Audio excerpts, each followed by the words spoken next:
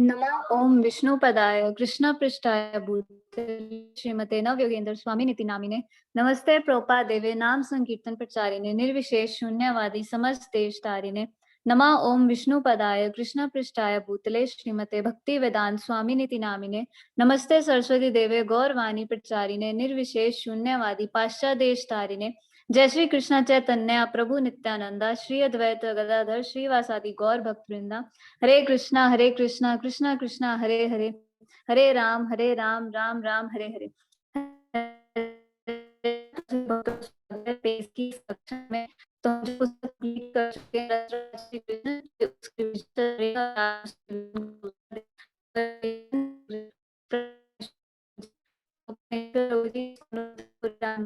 मुख्य पुजारी रह चुके हैं और अब वो इस अमृतसर में प्रचार कार्य संभालते हैं। क्वालिफिकेशन वाइज प्रभु जी चंडीगढ़ से बीटेक की है प्रभु जी ने और 1 से एमटेक की है। तो प्रभु जी का बहुत बहुत स्वागत है। हरे कृष्णा प्रभु जी, दंडवत प्रणाम। ओवर टू यू प्रभु जी, आप स्टार्ट कर सकते हो, तब तक बाकी वक्त ज्वाइन करते रहेंगे। हरे कृष्णा।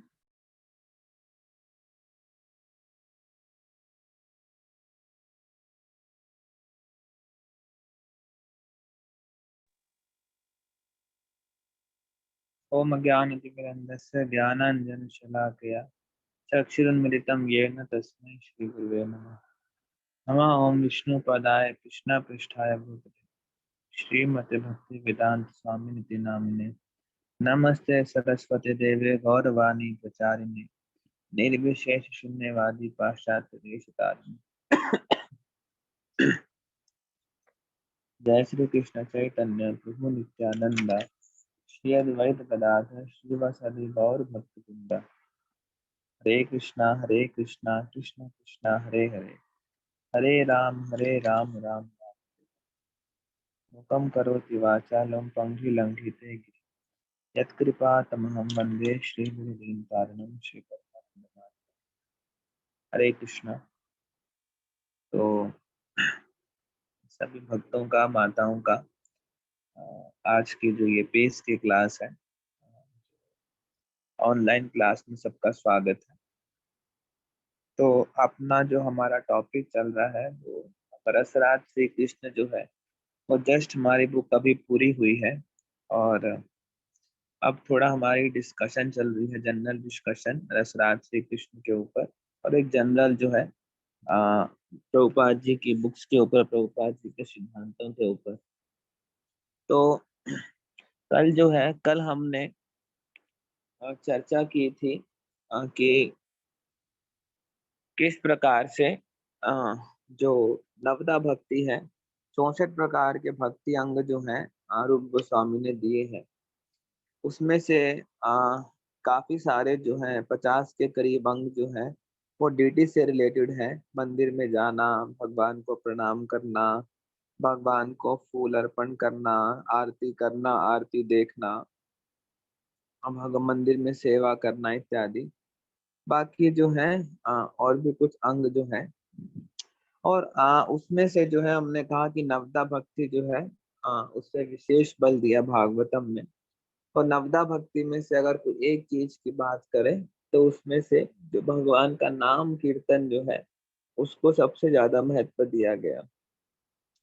तो देखिए, अगर हम अपनी इस्कॉन ऑर्गेनाइजेशन की बात करें तो प्रभुपाद जी ने जो है इस्कॉन संस्था, प्रभुपाद जी ने जो है उन 64 भक्ति अंगों में से 5 जो है वो बहुत मुख्य भक्ति के अंग हैं। उसी के बेसिस को लेके प्रभुपाद जी ने सारा जो है इस्कॉन में सब बातों को रखा। तो उसमें से जो 5 सबसे मुख्य अंग हैं उसमें से पहला अंग जो है वो है अ, भगवान के भक्तों का संग करना, डिवोटी एसोसिएशन करना पहला। दूसरा जो भक्ति का अंग जो है वो है नाम संकीर्तन करना। इसमें आपका जप भी आ जाता है, माला से जप करना, और दूसरा भक्तों के साथ मिल के बैठ के एक साथ कीर्तन करना, वो भी आ जाता है। तीसरा जो है वो है हर रोज भागवत का श्रवण करना, भागवत का भक्तों के मुख से सुनना या फिर भागवत का अध्ययन करना, सुनना, पढ़ना, ये सब जो उसमें आ जाता है। 3 हो गए। चौथा जो है वो है अर्चा विग्रह की सेवा। जो भगवान के अर्चा विग्रह हैं, अर्चा विग्रह के रूप में भगवान का अवतार होता है, उनकी सेवा करना। जैसे घरों में लोग जो है कई बार लड्डू गोपाल जी रखते हैं या गौर निताई रखते हैं। प्रभुपाद जी ने वैसे गौर निताई रखने के ऊपर बोला है, क्योंकि ये जो हम गोपाल जी की सेवा करते हैं, उनकी सेवा जो है बड़ी कठिन बताई गई है। तो साधारण तौर पे कलयुग में गौर निताई की सेवा जो है वो ठीक है, गौर निताई जो है वो अपराध ग्रहण नहीं करते हैं, और उनकी सेवा करने से जो है क्योंकि वो कलयुग के भगवान है, तो हमारा बहुत जल्दी शुद्धिकरण होता है।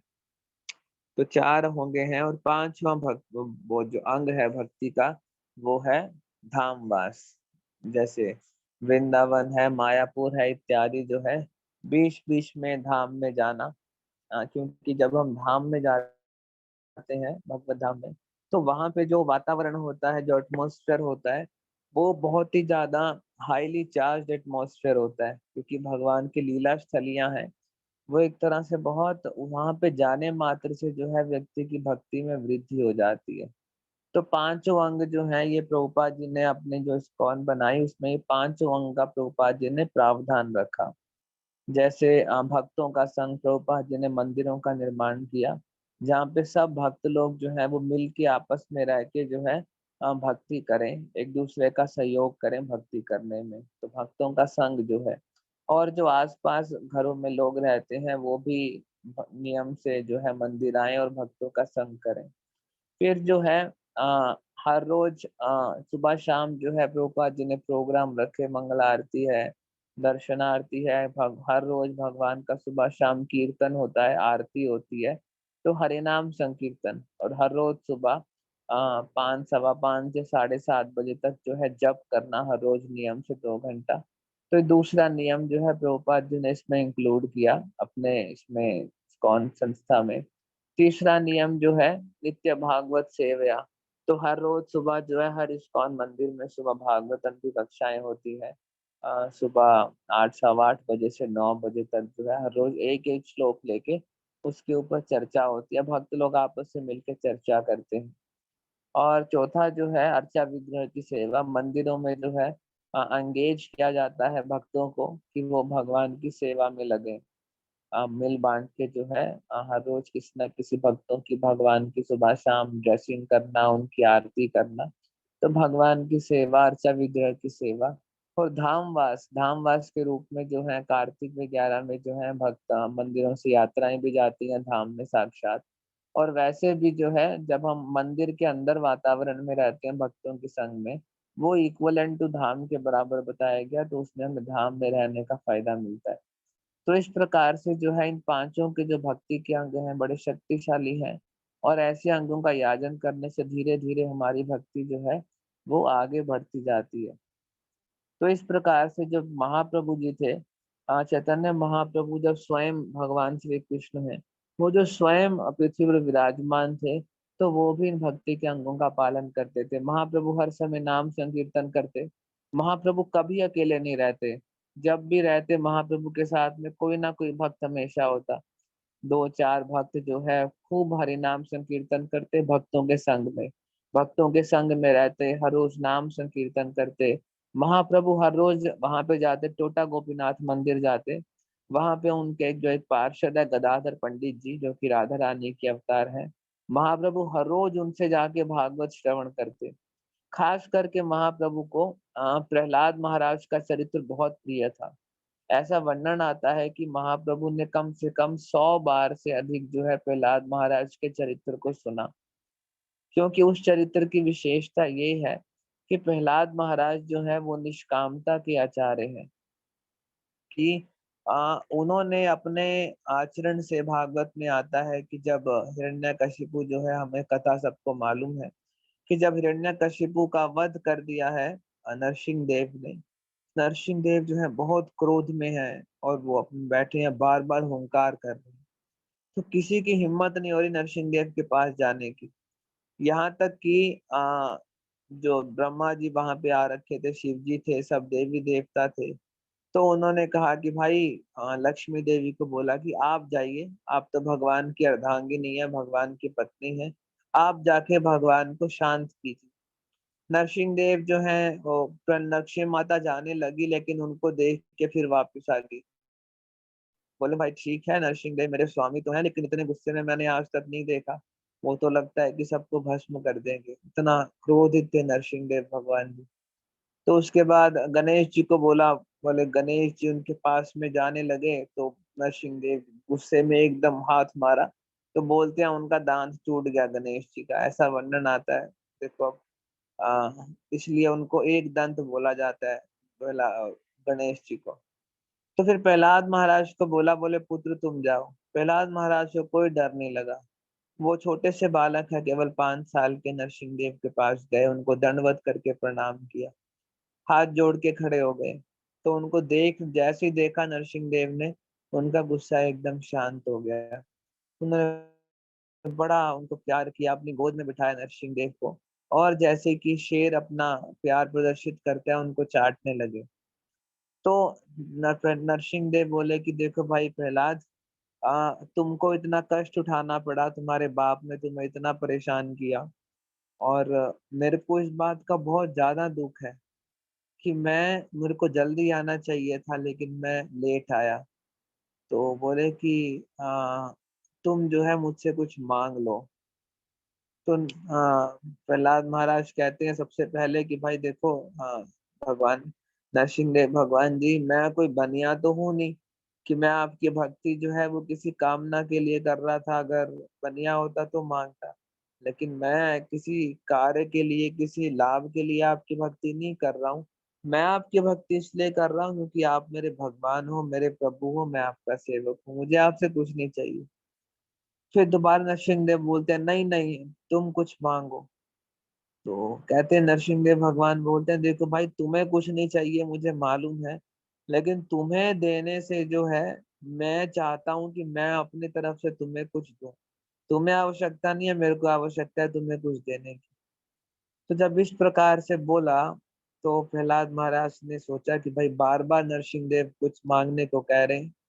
तो उन्होंने कहा कि आप ऐसी कृपा करो कि मेरे मन में अगर कोई किसी चीज की इच्छा हो, कोई कामना का बीज रह गया हो आपकी भक्ति के अलावा, तो आप उस इच्छा को दूर कर दो।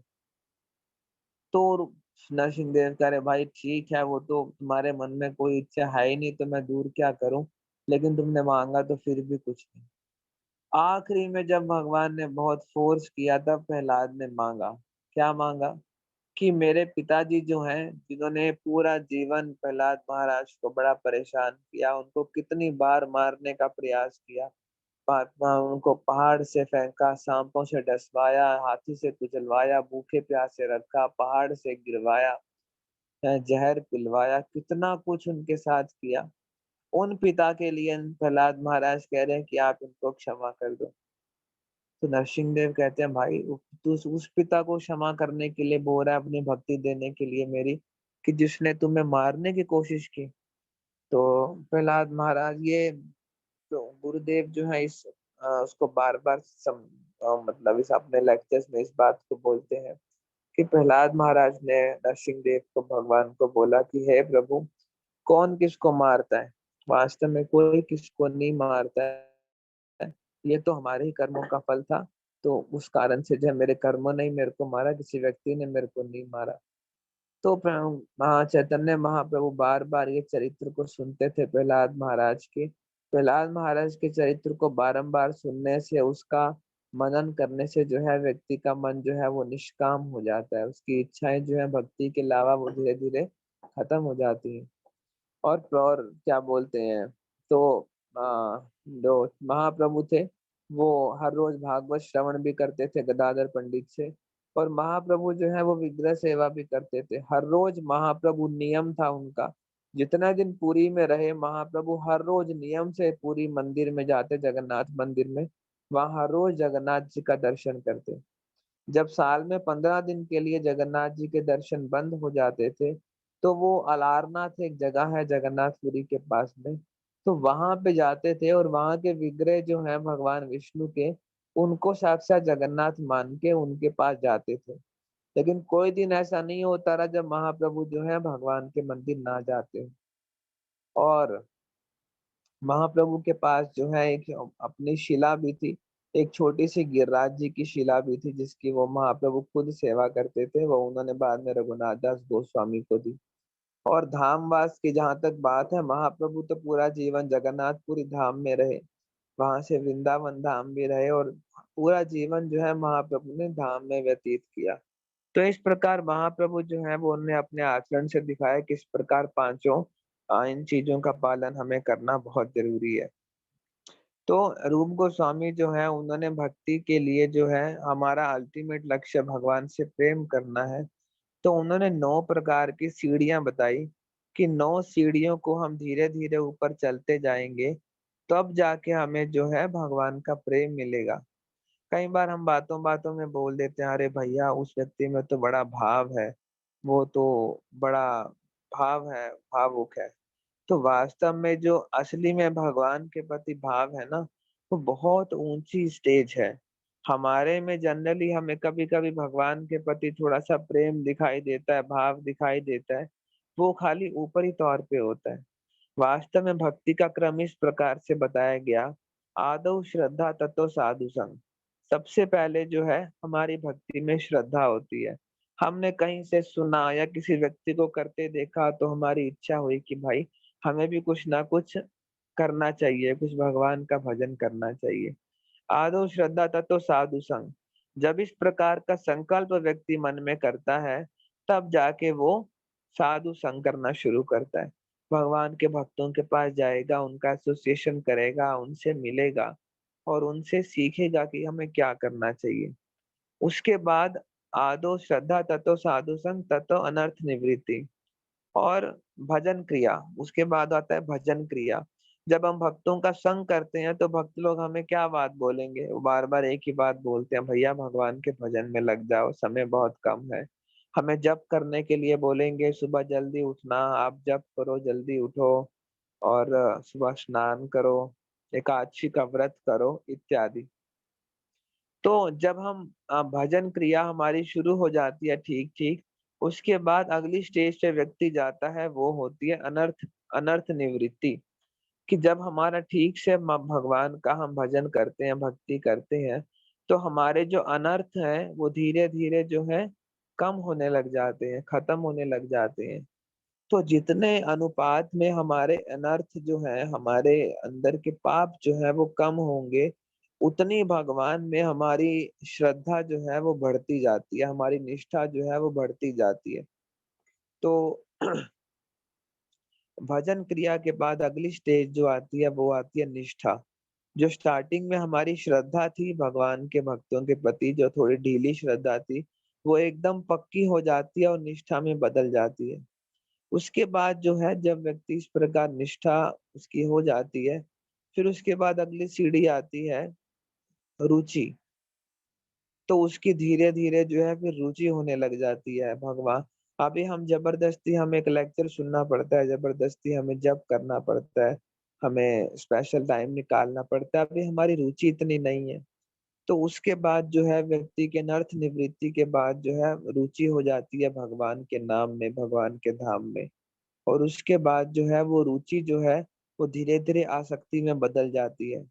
आसक्ति का मतलब होता है अटैचमेंट, कि व्यक्ति जो है फिर भगवान के स्मरण के बिना वो जीवित रह नहीं सकता, उसकी इतनी अटैचमेंट हो जाती है भगवान से। और आखिरी में जो है आसक्ति के बाद आती है भाव। उसके बाद जाके जो है व्यक्ति में भाव जागृत होता है भगवान के प्रति। व्याकुलता उत्पन्न होती है, भगवान से मिलने की उत्कंठा पैदा होती है और आखिरी में जो है फिर जाके व्यक्ति जो है उसमें भगवान का प्रेम जो है उसको मिलता है, भगवान के उसको दर्शन होते हैं। तो ये क्रम बताया है हमारे आचार्य रूप गोस्वामी ने। इस क्रम में जा अगर हम चलते हैं ठीक से, तब जाके हमें भगवान की भक्ति मिलती है इस प्रकार से।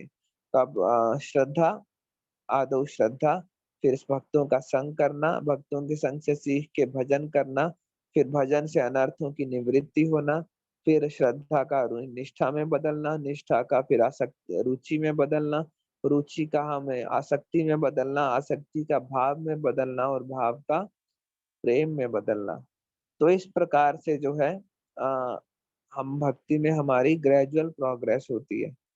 ऐसा रूप गोस्वामी जो है वो इस प्रकार से बताते हैं। तो इसमें खास करके जो अनर्थ निवृत्ति की स्टेज होती है वो बड़ी डिफिकल्ट स्टेज होती है, सबसे डिफिकल्ट, क्योंकि अनर्थ निवृत्ति होने में समय लगता है। लाखों करोड़ों जन्म जो है, करोड़ों जन्मों के हमारे अनर्थ जो है वो हमारे साथ में चलते हैं। जब व्यक्ति का जन्म होता है और व्यक्ति का जब जन्म होता है तो व्यक्ति की मृत्यु होती है, तो हमारे जितने हमने अच्छे काम किए, बुरे काम किए, वो हमारे मन में स्टोर हो जाते हैं, हमारे साथ में जाते हैं, हमारे साथ में आते हैं। तो करोड़ों जन्मों के अनर्थ जो हैं वो हमारे साथ में चलते हैं, तो उनको पूरी तरह से खत्म होने में समय लगता है। जब हम ईमानदारी से भजन करते हैं तब धीरे धीरे नर्क निवृत्ति होती है। इसमें कई व्यक्तियों को 2-4 जन्म भी लगते हैं, और जितनी मात्रा में अनर्थों का नाश होता है व्यक्ति का, उतनी मात्रा में उसे भगवान का अनुभव होता है। तो जैसे जैसे हमारी अनर्थों की रेशो कम होती जाएगी, वैसे वैसे हमारी भगवान के प्रति अटैचमेंट की रेशो बढ़ती जाएगी। तो इसमें भक्तों की अगर हम सेवा हमें भक्तों के बीच बीच में मिलती है ना, तो उससे हमारी भक्ति बड़ी तेजी से बढ़ती है। जैसे मैं आपको एक छोटा सा उदाहरण देता हूँ। एक बार क्या हुआ, एक महात्मा थे, बड़े भगवान के शुद्ध भक्त थे। तो वो हर समय भगवान का नाम लेते और कोई उनका ठिकाना नहीं था, वो हर समय घूमते रहते, भ्रमण करते रहते। तो ऐसे ही वो खाली उन्होंने एक छोटा सा एक कॉपी ने एक नीचे गमछा डाला और हर समय भगवान का स्मरण करते। तो ऐसे ही वो एक बार जा रहे थे, दोपहर का टाइम था, बहुत गर्मी पड़ रही थी, तो उनको प्यास लगी, महात्मा को प्यास लगी। तो वो किसी से कुछ मांगते तो थे नहीं, उनका अभ्यास था नहीं, पास में कुछ रखते नहीं थे। तो वहां पे उन्होंने देखा कि जो खेत होते हैं, खेतों के साइड पे मेड़ बनाई होती है लोगों ने, जहाँ से वो चलते हैं या पानी जहाँ से जाता है। तो उस मेड़ में से जो है पीछे कहीं ट्यूबवेल होगा किसी खेत में, 2-3 खेत छोड़ के, तो वहां से पानी जो है वो खेत के बराबर बराबर चल रहा था। तो उनको प्यास लगी तो उन्होंने चुल्लू में पानी भरा अपने हाथ से और पी लिया। 1 पिया, 2 पिया, 3 पिया, 4 पिया, उनकी पूरी तृप्ति हो गई जब उन्होंने पानी पिया। और उसके बाद वो 2 मिनट, 15 मिनट जो है वो वृक्ष के नीचे विश्राम किया, फिर वो आगे चले गए। ये साधारण सी बात हुई। अब देखो इसका फर्क क्या पड़ा। उधर जो है, जिस किसान का ट्यूबवेल लगा था, जिस किसान के खेत पे, वो अपने खेत पर ही था। तो वो अचानक बैठा था, बैठा सोच रहा था। तो अचानक जो क्या हुआ, वो बैठा बैठा सोच रहा था, पूरा जीवन उसने यही काम किया, खेती की और अपने घर परिवार का पालन किया, अभी बुढ़ापा उसको आने वाला था। तो उसने विचार किया, भाई पूरा जीवन जो है मैंने सब कुछ किया, बच्चों को बड़ा किया, उन्हें पढ़ाया लिखाया, सब कुछ किया। तो भाई अब जो है मुझे, मैंने जीवन में भजन तो किया ही नहीं जिस काम के लिए आया था। बोले कि ठीक है, अभी मेरे को भजन करना चाहिए। वो सीधा खेत पर से उठा और भगवान का भजन करने निकल गया। अब देखो वो किसान जो था, उसने जीवन में कभी भजन किया नहीं, उसने कोई सत्संग उसको मिला नहीं। लेकिन जैसे ही उसके खेत के ट्यूबवेल से एक भगवान के भक्त ने पानी पिया, तो उसकी भगवान के भक्त के प्रति सेवा बन गई। जैसे ही भक्त के प्रति उसकी सेवा बनी, वैसे ही ऑटोमेटिक उसका हृदय जो है वो अंदर ही अंदर चेंज हो गया, उसके मन में भजन करने की इच्छा जागृत हो गई। इस प्रकार से जो है भक्तों की जब हम सेवा करते हैं, वो इस प्रकार से कार्य करती है कि उनकी सेवा करने से, उनका संग करने से हमारी भगवान के भजन के प्रति रुचि जो है वो बढ़ती है, वो इच्छा जागृत होती है। क्योंकि ऐसा बताया गया, देखो वास्तव में भगवान जो है ना, भगवान में कोई व्यक्ति किसी के कहने से भगवान के भजन में नहीं लगता है, ना जबरदस्ती किसी को भगवान के भजन में लगाया जा सकता है। केवल और केवल तो भाई फिर बोले भगवान के भजन में वास्तविक तौर पे कैसे आप लग सकते हो? बोले एक ही तरीका है, भक्तों की सेवा करना। उनकी सेवा हमारे भगवान के प्रति, उनके भक्तों के प्रति रुचि जागृत होती है। तो इस प्रकार से जो है ये सब चीजें रूप गोस्वामी ने बताई हैं। हमने भक्ति रसामृत सिंधु ग्रंथ में प्रेम प्राप्ति का क्रम बताया। तो हम में से जो है कोई हो सकता है पहली पे स्टेज पे, कोई दूसरे पे, कोई तीसरी पे, अलग अलग हो सकते हैं। तो उस प्रकार से जो है हम धीरे धीरे जितने हमारे अनर्थ कम होते जाएंगे, उतना उतना हमें भगवत तत्व का अनुभव होता जाएगा, हमारी श्रद्धा बढ़ती जाएगी, हमारा विश्वास जो है वो बढ़ता जाएगा। तो इस क्रम से जो है हम भक्ति में आगे बढ़ते जाएंगे। तो देखिए, जैसे मैं एक छोटा सा एक उदाहरण सुनाता हूँ कि और एक और चीज जो है कि भगवान का जब हम भजन करते हैं उसमें जो हमारी भावना होती है पीछे की, वो बड़ी मैटर करती है। भगवान उस भावना को ही देखते हैं। भक्तमाल ग्रंथ में एक कथा आती है, कहीं साउथ इंडिया की कथा है। एक बार कहीं पे जो है एक दो व्यक्ति रहते थे, एक मामा था, दूसरा उसका भांजा था। तो वो दोनों जो है उन भगवान की बड़ा भजन करते, घर में रहते, बड़ी रुचि थी। तो जब वो भजन करते, नियमित रूप से सत्संग करते, धीरे धीरे क्या हो गया, उनकी संसार से रुचि जो है वो कम होती गई, खत्म हो गई। तब उन दोनों ने सोचा कि भाई ठीक है, अभी हम केवल भगवान का भजन ही करेंगे, भगवान से मिलेंगे। तो उन दोनों ने ऐसा सोच लिया और दोनों ने जो है वो जंगल में चले गए भगवान का भजन करने के लिए, वैराग्य लेके जो है घर छोड़ के जंगल में चले गए। तो वहां पे जब उन्होंने भजन करना शुरू किया, तो वहां पे उन्होंने देखा कि जंगल में एक भगवान विष्णु का बड़ा सुंदर विग्रह विराजमान था। वो खाली खुले में ही पड़ा था, वहां पे कोई मंदिर नहीं था। तो उन्होंने देखा भाई इतना सुंदर भगवान का विग्रह है, लेकिन भगवान के लिए तो कोई मंदिर तो है ही नहीं यहाँ पे। तो उनको बड़ा दुख लगा, उन्होंने मन में निश्चय किया कि भाई अब तो सबसे पहले भगवान के लिए एक सुंदर मंदिर मेरे को बनवाना है। अब वो जो है वो इधर उधर गए, लोगों से बात की। सबसे मेन प्रॉब्लम थी भाई मंदिर बनाने के लिए पैसा चाहिए, पैसा कहाँ से आएगा। तो उन्होंने बात की, कहीं से भी पैसे का अरेंजमेंट नहीं हुआ। अब उन्होंने एक निश्चय कर लिया था, भाई कुछ भी हो, हमें भगवान के लिए जो है, जो अर्चा विग्रह है उसके लिए हमें एक सुंदर मंदिर का निर्माण करना है। तो उसके बाद जो है वो इधर उधर कोशिश करने लगे, भाई पैसा कहाँ से आएगा, वो हर समय यही सोचते रहते। तो वहां पे जो है भक्तमाल के टीकाकार है, उन्होंने एक प्रश्न उठाया कि भाई जब वो जंगल में केवल भगवान का भजन करने निकले थे, तो ये पैसे के चक्कर में कहाँ फंस गए। तो उन्होंने उत्तर दिया, भाई ऐसी बात है कि जो वो मंदिर के लिए धन इकट्ठा करना चाह रहे हैं, पैसे के बारे में सोच रहे हैं, वो अपने लिए नहीं सोच रहे हैं, भगवान की सेवा के लिए उनको पैसा चाहिए। इसलिए उसको भी भगवान का भजन ही माना जाएगा। कई बार हमें ऐसा लगता है कि भाई भगवान के भक्त हैं यार, अरे यार इनमें और हमें क्या अंतर है, ये भी वही कर रहे हैं, हम भी वही कर रहे हैं, ये भी दिन रात भाग रहे हैं, कभी इधर कभी उधर है, सब कुछ तो करते हैं, ये लैपटॉप चलाते हैं, मोबाइल चलाते हैं, सब जाते हैं। लेकिन वास्तव में मोटिव में अंतर होने के कारण जो है बहुत अंतर पड़ जाता है। तो इस प्रकार से जो है उन्होंने एक बार वो रास्ते में जा रहे थे, तो उन्होंने एक वहां पे एक मंदिर देखा। वो जैनियों का मंदिर था, बहुत बड़ा मंदिर था, और उतना ऐसा मंदिर था उसमें हीरे जड़े हुए थे, हीरे जवाहरात उसमें जड़े हुए थे। तो बड़ी सिक्योरिटी थी वहां पे। अब जो जैन जो धर्म है हमारे शास्त्रों में उसको नास्तिक धर्म बताया गया, बौद्ध धर्म को, जैन धर्म को, क्योंकि ये जो है धर्म, ये हमारे शास्त्रों में विश्वास नहीं करते हैं, तोड़ मरोड़ के शास्त्रों को पेश करते हैं। तो जैन धर्म को हमारे सनातन धर्म में उसको सही नहीं माना गया। तो वहां पे उन्होंने जैनियों का मंदिर देखा और पता चला उनको कि वहां पे जो अंदर उनके मूर्ति है पारसनाथ जी की, जिनको वो मानते हैं, वो तो पूरी तरह से रत्नों की बनी हुई है, बहुत ज्यादा कॉस्टली। उन्होंने सोचा भाई ठीक है, भगवान की सेवा के लिए हमें धन चाहिए, अब इसी मंदिर को लूटेंगे, यहाँ से धन लेके आएंगे। ऐसी उनके मन में यह भावना हुई।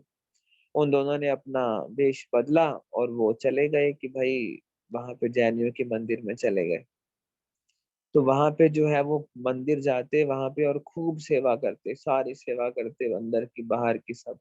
तो धीरे धीरे सेवा करते करते वहां के जो महंत थे वो बड़ा उनसे प्रभावित हो गए, उन्होंने उनसे दीक्षा ले ली। तो उन्होंने, महंत ने उन दोनों को ही उस मंदिर का, जैन मंदिर का कार्यभार सौंप दिया, भाई तुम संभालो। अब उन्होंने जो है सब कर कर आगे सबसे पता कर लिया कि भाई ऐसा है, यहाँ पे जो मूर्ति जो है, जो वो क्या बोलते हैं, वहां पे घुसने का कोई रास्ता उन्होंने, कारीगर ने बनाया ही नहीं था। कोई दरवाजा नहीं था, कुछ नहीं था, खाली एक छोटी सी खिड़की थी। उस खिड़की में से ही उस मूर्ति की पूजा आरती होती रही, ताकि कोई उसे चुरा ना ले गलती से। तो उन्होंने जो वहां पे वो थे, क्या बोलते हैं, कारीगर थे, उनसे पता किया कि भाई मंदिर के अंदर गर्भगृह में घुसने का केवल एक ही रास्ता है, वो है ऊपर छत। छत जो है उसका ढक्कन खोल के सीधा व्यक्ति जो है वो वहां पे पहुंचेगा।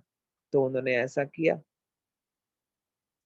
तो उन्होंने एक बार, जब कोई था नहीं, तो वो जो है दोनों ने ढक्कन खोला और वो ऊपर से मंदिर के अंदर घुस के गर्भगृह में, वहां पे उन्होंने रस्सी से जो है मूर्ति को बांध दिया। तो उसके बाद जो है मूर्ति जो है उन्होंने ऊपर पहुंचा दी। तो एक जना जो है वो रस्सी बांध के नीचे कूदा, मामा जो थे वो नीचे कूदे। तो जब वो वापिस ऊपर आने लगे, तो वो सुराग जो था वो इतना छोटा था, वो उसमें फंस गए, वो ऊपर नहीं आ पा रहे थे। अब भांजे ने बड़ी कोशिश की मामा को ऊपर लाने की, लेकिन वो जो है वहीं फंसे रहे। अब मामा जो थे उन्होंने विचार किया कि भाई अभी सब लोग आ जाएंगे, सबको मालूम चल जाएगा कि ये जो यहाँ वैष्णव लोग हैं उन्होंने यहाँ मंदिर में चोरी की, भगवान के नाम की बदनामी होगी। तो बोले कि ये पता नहीं लगना चाहिए किसी को। अब वो फंसे हुए थे सुराख में, तो उन्होंने भांजे को कहा कि ऐसा करो कि तुम ये तलवार से जो है मेरे को मार दो, मेरी गर्दन अलग कर दो, ताकि मैं पकड़ा ना जाऊं, मैं भगवान के ऊपर कोई इल्जाम ना लगे भाई पुजारी ने जो है ये काम किया। ऐसा। तो भांजे ने बड़ा उससे जो है मन पे पत्थर रख के जो है उनका सिर काट दिया, मामा का सिर काट लिया। तो सिर काट के थैले में डाल के वो मूर्ति लेके जो है वो चला गया। ऐसा। तो उसके बाद उसने सोचा कि भाई उसे बड़ा दुख हो रहा था, क्योंकि बचपन से वो दोनों साथ में रहते थे।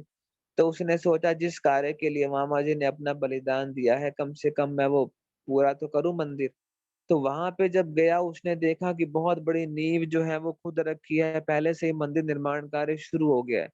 तो उन्होंने सोचा भाई मंदिर कौन बना रहा होगा। तो वहां जाके देखा वो मामा जो थे उसके, वो वहां पे कंस्ट्रक्शन सारी करवा रहे थे। असल में भगवान ने उनकी भावना को देख के जो है कृष्ण इतने प्रसन्न हुए कि उन्होंने जो है मामा को भी जीवित कर दिया। इस प्रकार से जो है उन्होंने भगवान की सेवा की और अपना जीवन भगवान के भजन में लगाया। तो कहने का अर्थ है कि हमारी कोई भी भक्ति मार्ग में जो है हम कोई भी क्रिया करते हैं, एक्टिविटी करते हैं, वो किस भावना से एक्टिविटी कर रहे हैं बड़ी मैटर करती है। जैसे मैंने एक घटना सुनी थी मायापुर में, सही में कोई जो प्रभुपाद जी के कोई गुरु भाई थे, भक्तिदान महाराज जी के शिष्य। तो एक बार क्या हुआ, एक वहां पे कोई बूढ़ी माता थी बंगाल की। तो वहां पे प्रभुपाद जी के जो है भक्तिदान महाराज जी के कुछ शिष्य आ रखे थे प्रचार करने के लिए, कई सारे शिष्य थे।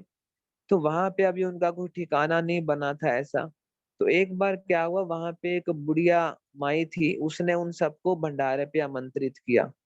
तो वो सब लोग आए, तो उसने उनके लिए सब बढ़िया प्रसाद बनाए, सब कुछ किया। ऐसा। सभी वैष्णवों को उन्होंने दक्षिणा दी उस माता ने। सब वैष्णव बड़े खुश हुए, उसको आशीर्वाद दिया। तो बाद में जो है उसमें से जो उनके प्रमुख थे, जो उनके सन्यासी महाराज थे, उनको पता चला कि उस दिन जो उस बुढ़िया ने जो है इतना बढ़िया सबको प्रसाद खिलाया था, उसके पास कोई संपत्ति नहीं थी, कुछ पैसा नहीं था, उसकी बड़ी सेवा थी, संतों की सेवा करने की बड़ी इच्छा थी। तो उसने क्या किया, तो उसने जो है जो उसका एकमात्र घर था छोटा सा, वो पूरा घर जो है उसने गिरवी रख के बेच के जो है जो उससे धन मिला, वो सारा धन उसने संतों की सेवा में लगा दिया। तो इतना प्रसन्न हुए वो, तो उन्होंने कहा कि भाई उस माई को कहो कि वो हमारे मंदिर में आके रहे। तो उन्होंने अलग से कमरा उसको रहने के लिए दिया। तो कहने का अर्थ है कि उसने जो है देखो भक्तों की सेवा के लिए जो है अपना पूरा घर जो है वो उसने पूरा उस पे लगा दिया, गिरवी रख दिया। तो इस प्रकार से जो है जो हम कोई भी भक्ति में हम क्रिया करते हैं, वो किस भावना से कर रहे हैं, भगवान उस भावना को निश्चित रूप से ग्रहण करते हैं।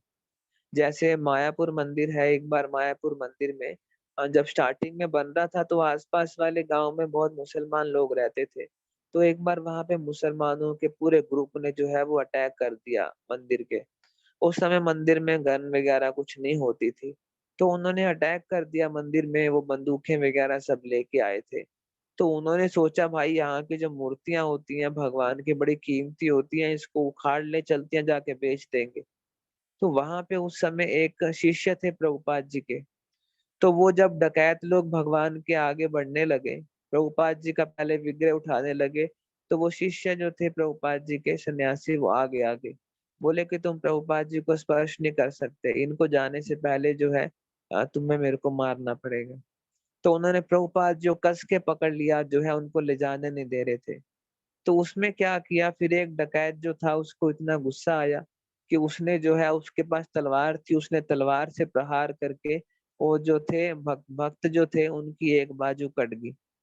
तो एक बाजू कटने के बाद वो गिर के बेहोश हो गए। प्रभुपाद जी के विग्रह को फिर वहां पे वो लोग उठा के ले गए थे।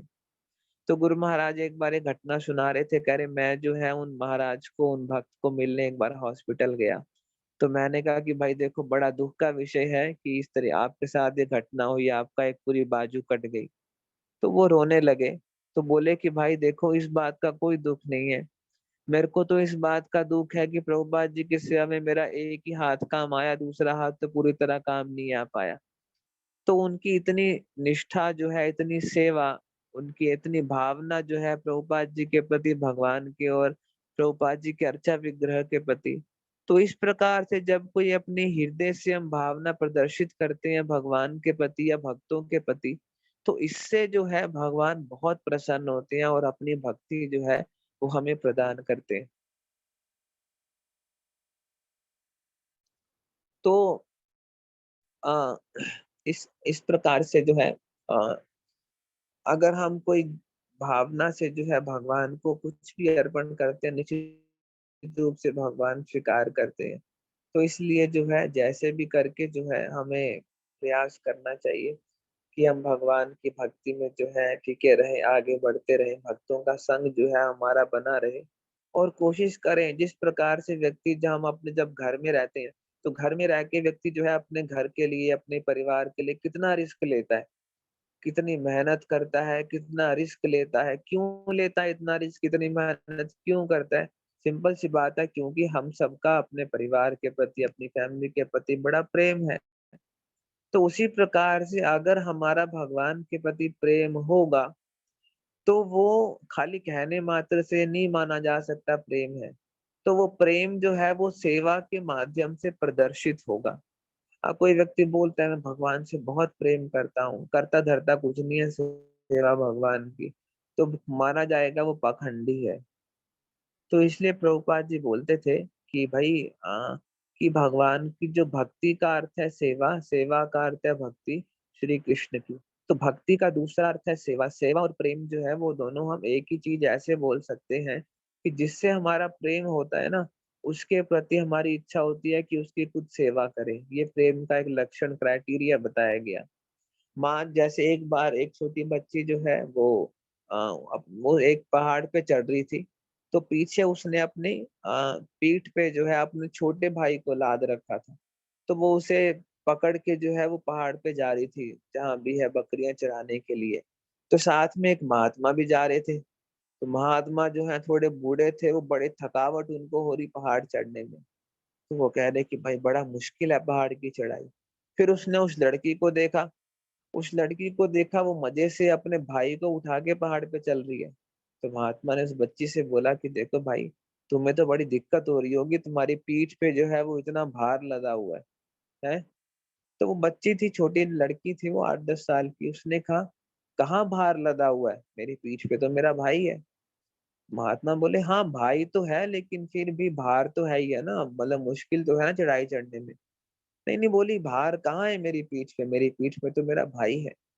तो कहने का अर्थ है कि उसे, चूंकि उसका भाई से अपने प्रेम है, वो भाई से प्यार करती है, तो वो उसको भाई के रूप में लग रहे हैं, उसको भार के रूप में वो दिखाई नहीं दे रहे, उसको चढ़ने में कोई दिक्कत नहीं हो रही।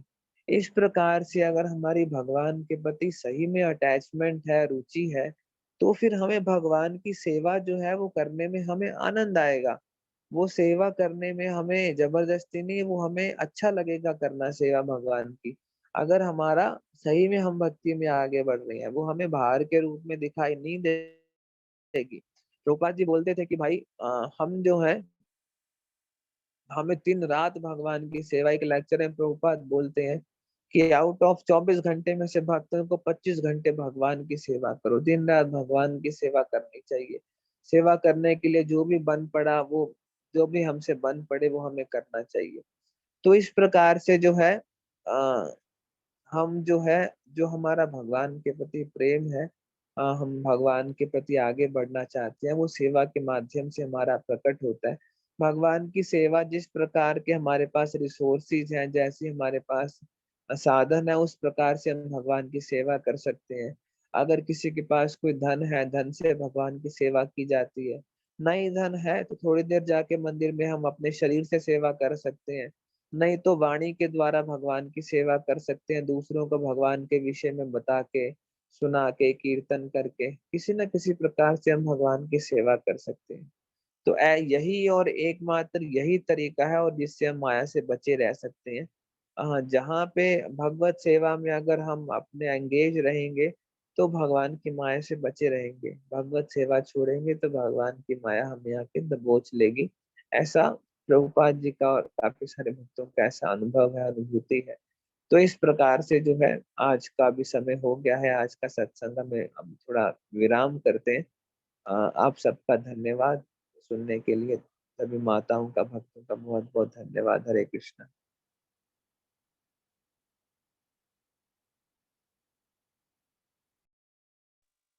हरे कृष्णा प्रभु जी, आपका बहुत बहुत धन्यवाद कथा करने के लिए। तो मैं सभी भक्तों से रिक्वेस्ट करूंगी कि कृपया 3 बार हरि बोल बोल के प्रभु जी का धन्यवाद कीजिए।